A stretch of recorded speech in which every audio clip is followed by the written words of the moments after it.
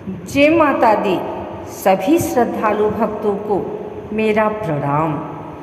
आज हम सब यहाँ एकत्र हुए हैं माँ दुर्गा के नवे स्वरूप माँ सिद्धिदात्री की अद्भुत महिमा को सुनने और उनके चरणों में अपनी भक्ति अर्पित करने के लिए। माँ का यह स्वरूप नवरात्रि के 9वें दिन की विशेष पूजा का केंद्र है। माँ सिद्धिदात्री वह देवी हैं जो अपने भक्तों को हर प्रकार की सिद्धि अर्थात चमत्कारिक शक्तियाँ और जीवन के सभी लक्ष्य प्रदान करती हैं। माँ का नाम ही उनके कार्य का परिचय है। सिद्धि और दात्री यानी जो सिद्धि प्रदान करे वह है हमारी माँ सिद्धिदात्री। भाइयों और बहनों, आइए हम इस कथा को सुनते हैं। मन को एकाग्र करें। हर शब्द को केवल कानों से नहीं बल्कि आत्मा से सुने। माँ की यह कथा केवल पुराणों का वर्णन नहीं बल्कि हमारे जीवन के गहरे सत्य का उद्घाटन है।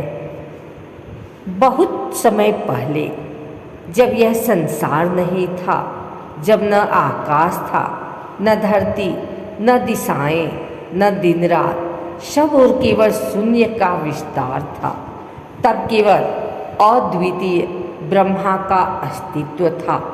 उसी ब्रह्मा से एक दिव्य शक्ति प्रकट हुई।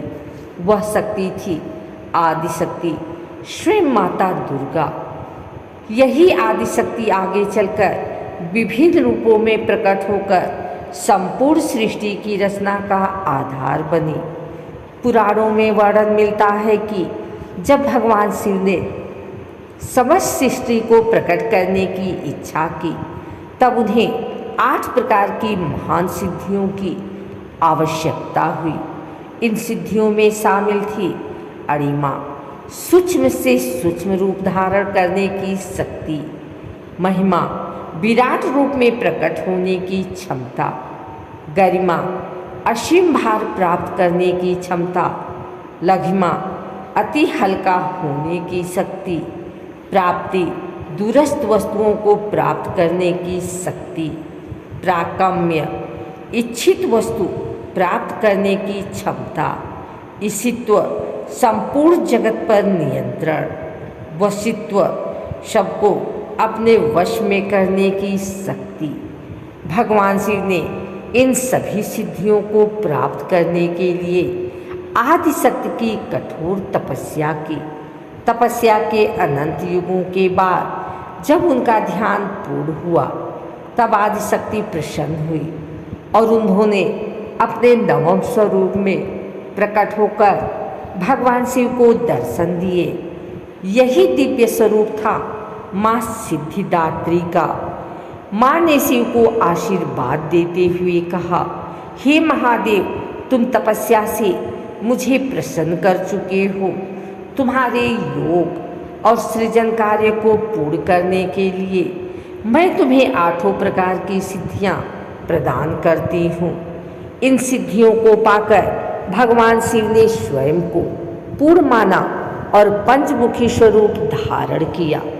माना जाता है कि शिव के आधे अंग में माँ ने स्वयं को समाहित कर लिया और तभी से वे अर्धनारीश्वर कहलाए। अर्धनारीश्वर रूप यही सिखाता है कि शक्ति और शिव, स्त्री और पुरुष, प्रकृति और पुरुष दोनों मिलकर ही इस जगत की रचना कर सकते हैं। माँ सिद्धिदात्री ने शिव को ही नहीं बल्कि देवताओं, ऋषियों, योगियों और साधकों को भी सिद्धियाँ प्रदान की। देवताओं ने इन सिद्धियों से संसार की रचना में सहयोग दिया। ऋषियों ने योग और ज्ञान के माध्यम से आत्म साक्षात्कार पाया और साधकों ने कठिन तप कर आत्मबल प्राप्त किया। अब जरा माँ की अद्भुत छवि की कल्पना कीजिए। माँ सिद्धिदात्री कमल के आसन पर विराजमान है। उनकी 4 भुजाएं हैं।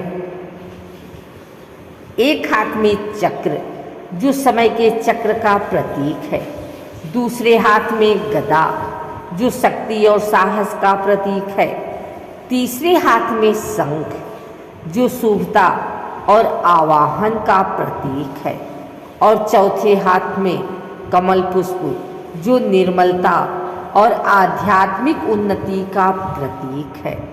उनका मुखमंडल अद्भुत शांति और करुणा से भरा है। उनकी दिव्य आभा को देखकर समस्त सिद्धियां स्वयं उनके चरणों में समर्पित हो जाती हैं। भक्त के मन में केवल एक ही भाव रह जाता है, माँ आप ही सर्वशक्ति हो, आप ही सिद्धि हो, आप ही कृपा करो।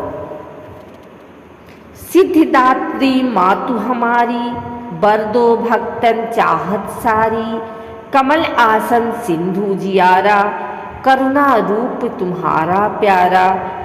नवरात्रि के 9 दिनों की साधना का यह अंतिम पड़ाव है। 8 दिन तक शक्ति के विभिन्न स्वरूपों की आराधना करने के बाद जब भक्त नवमी के दिन माँ सिद्धिदात्री का ध्यान करते हैं तो इसका अर्थ होता है कि साधक ही साधना पूर्णता की ओर है। 8 दिन की तपस्या के बाद नवमी वह दिन है जब साधक को आंतरिक और बाहरी दोनों प्रकार की सिद्धि प्राप्त होती है। शास्त्रों में कहा गया है, नवमी सिद्धि दात्री पूजिता सिद्धिदायिनी, यानी नवमी के दिन माँ की पूजा करने से साधक को वह सब कुछ मिलता है जिसकी उसने कामना की हो। लेकिन यहाँ सिद्धि का अर्थ केवल चमत्कारिक शक्तियाँ नहीं बल्कि आत्मज्ञान, विवेक और मोक्ष का सुख भी है। माँ सिद्धिदात्री की कथा हमें सिखाती है कि जीवन में असली सिद्धि बाहरी उपलब्धियों से नहीं बल्कि भीतर की जागृति से मिलती है। जब साधक अपने भीतर छिपे अहंकार, लोभ और मोह को त्याग कर पूर्ण समर्पण करता है तभी माँ की कृपा से आत्म साक्षात्कार की सिद्धि प्राप्त होती है। यह सिद्धि हमें यह बोध कराती है कि हम केवल शरीर या मन नहीं बल्कि अनंत आत्मा है। माँ हमें बताती है कि संसार में हर सफलता, हर ज्ञान, हर शक्ति का मूल वही है। जो भक्त नवरात्रि में उपवास, ध्यान, जप और साधना करता है, माँ सिद्धिदात्री उसकी साधना को पूर्णता देती है। सोचिए, जब भगवान शिव जैसे महायोगी को भी माँ की कृपा की आवश्यकता पड़ी तो हम जैसे सामान्य मनुष्य को कितना अधिक उनकी शरण की जरूरत है। या देवी सर्वभूतेषु शक्ति रूपेण संस्थिता, नमस्तस्यै नमस्तस्यै नमस्तस्यै नमो नमः। जय जय हे सिद्धिदात्री माता, कर दो मन की सिद्धि पूरी, भक्तों की झोली भर दो माँ, दूर करो हर व्यथा अधूरी। पुराणों में वर्णन है कि एक समय कुछ महान योगी कठोर तप कर रहे थे। वे कई वर्षों तक जंगल में ध्यान में लीन रहे, परंतु उन्हें अंतर्दृष्टि नहीं मिल पा रही थी। जब वे निराश हो गए तब माँ सिद्धिदात्री ने उनके समक्ष प्रकट होकर कहा, हे योगियों, जब तक तुम तप में फल को केवल सिद्धि के लिए चाहते रहोगे तब तक तुम्हें सिद्धि नहीं मिलेगी।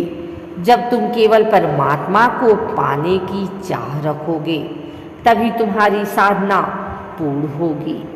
यह सुनकर योगियों ने अपने अहंकार को त्याग दिया और अंततः उन्हें वही दिव्य अनुभव प्राप्त हुआ।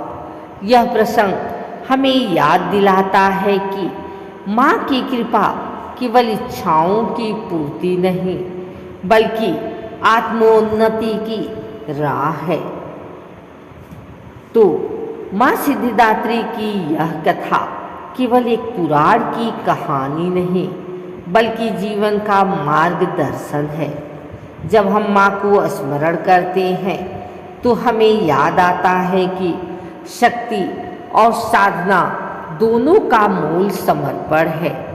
सच्ची सिद्धि वही है जो हमें दूसरों के दुख को मिटाने की क्षमता दे, जो हमारे भीतर प्रेम और करुणा का महासागर भर दे।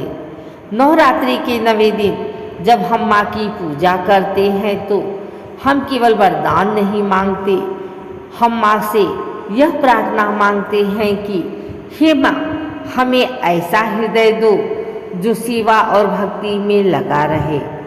हमें ऐसा ज्ञान दो जो हमें अहंकार से दूर रखे और हमें ऐसा बल दो कि हम संसार में सदाचार का दीप जलाते रहें।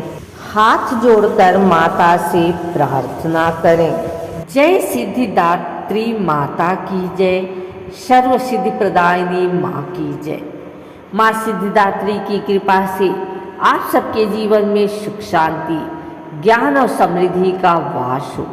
आपके घर में प्रवेश की ज्योति जलती रहे और हर कठिनाइयाँ सहजता से समाप्त हो जाएं। सिद्धिदात्री माँ आपके जीवन को दिव्यता और प्रकाश से भर देवे।